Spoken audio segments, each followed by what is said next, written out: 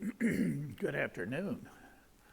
I'm at Ventura Museum, and I'm going to do a quick walk through here, and I'll try not to move too fast.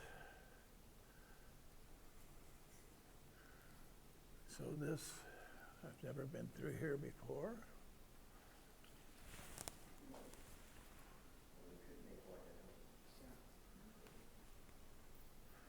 I do not remember the Roaring '20s.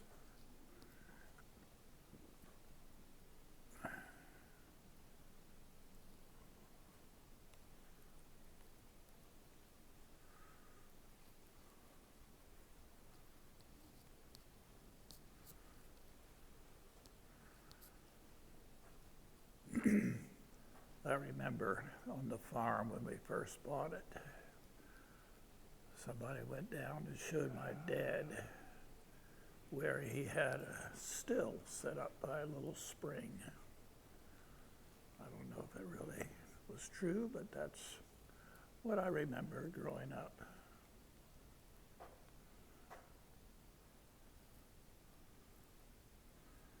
Of course, Ventura County and everything else is really an interesting place because it has many different people here besides the natives that were there. So let's go through this door. Push through. Here's some of the ancestral things that the natives had here.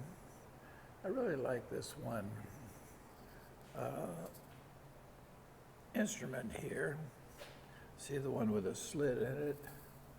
That's to make noise. And of course, we have the mortar and pestles.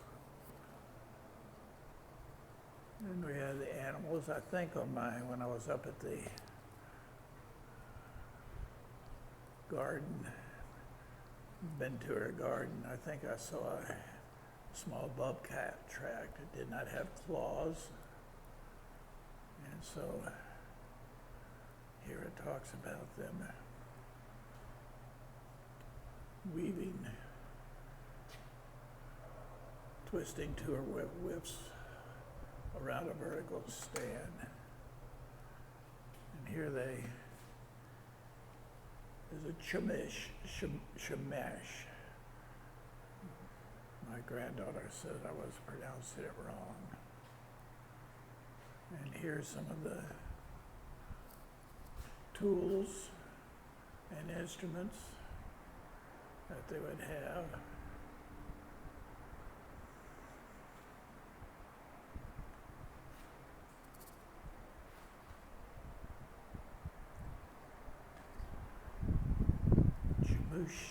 Shamash had a detailed view of the world.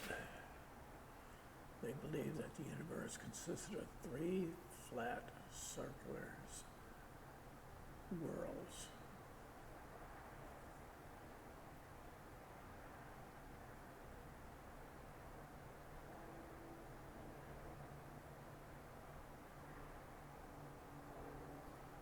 Interesting.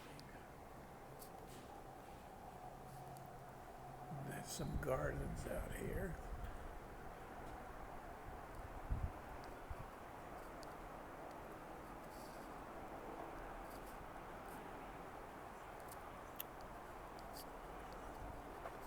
I don't know if I'm too early or too late to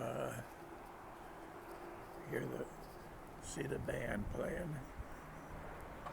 But here you have arrived at the village of the Shamash. I'm probably still pronouncing it wrong.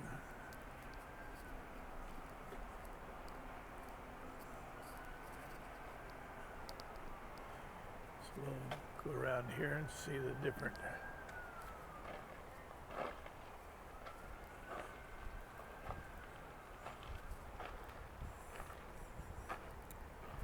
Kids can dig through this here to see what they can discover, sift out and do this.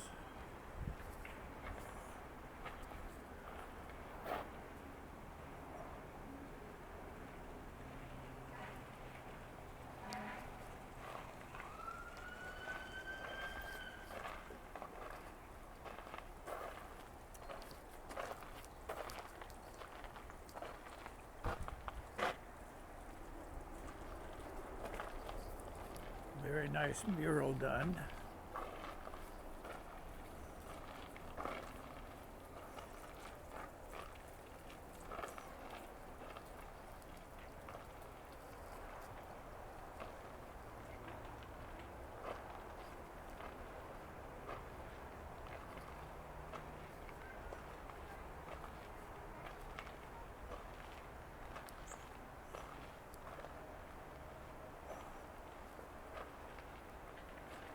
Sculpture based on the creation myth. In the beginning, everyone lived inside an enormous turtle. One day, 3 children crowded out from under the carapace and populated the whole world. Turtle represents wisdom, longevity, and serenity. Girl in the blue represents creativity. The girl in yellow preserves the boy and knowledge.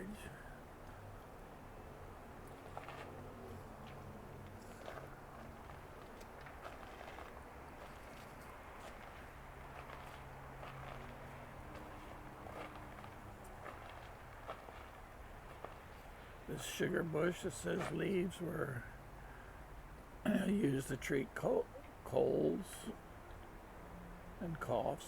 Berries were eaten, prepared fresh, dried, or ground into meal. Oh, shame I don't see any berries that I can try right now.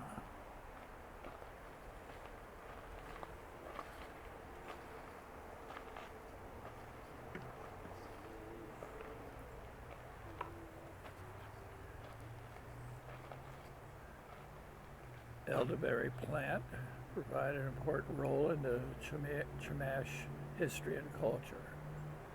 Used to treat colds, coughs, the berries were eaten. So that's the elderberry plant. But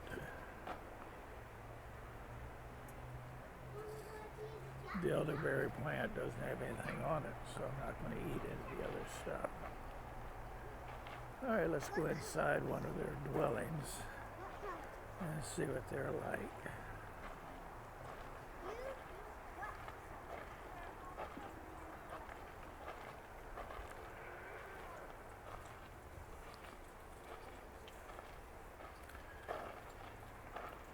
They lived in dome-shaped thatched huts called ops. Single-family ops range from 12 to 20 feet in diameter. Chief's house was larger. Made by planting branches or poles from little trees in a circle, bending them toward the top to create a dome shape. Framework is covered with thick thatch of bulrush gathered from the low marshes. Doorway to each faced the chieftain's house. Today, common practice are to face the doorway of the app toward the east to welcome the rising sun. They had unique sleeping arrangements. Adults often slept on raised platforms, while children slept in spaces below. Woven mats were hung between the beds to provide private quarters. Reed mats were used as mattresses and pillows.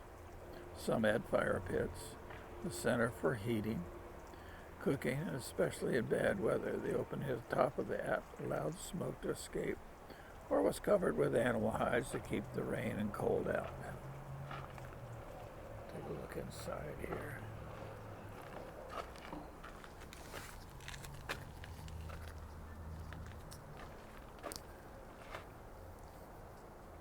It's interesting how they took the reeds and bent them over so it worked. And I guess if it was damp area, the willows would actually grow and would be perfect for holding up the other parts.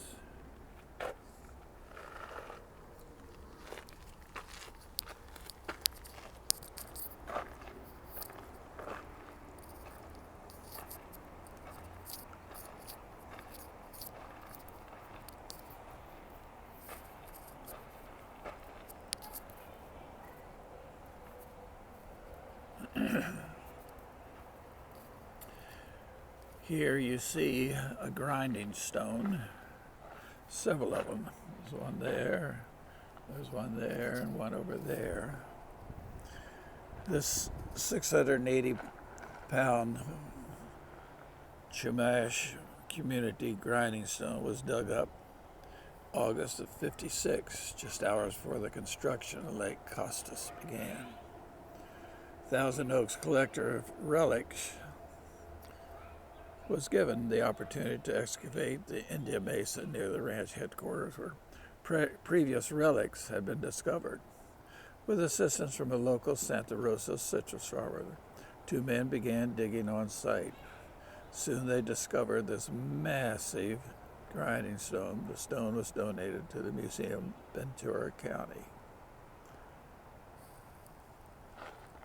And here's some more grinding stones over here.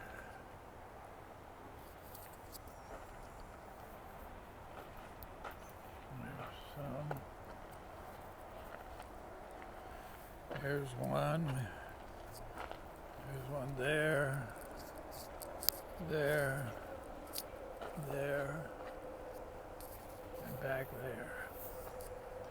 So you've had a whirlwind tour of the Ventura Museum.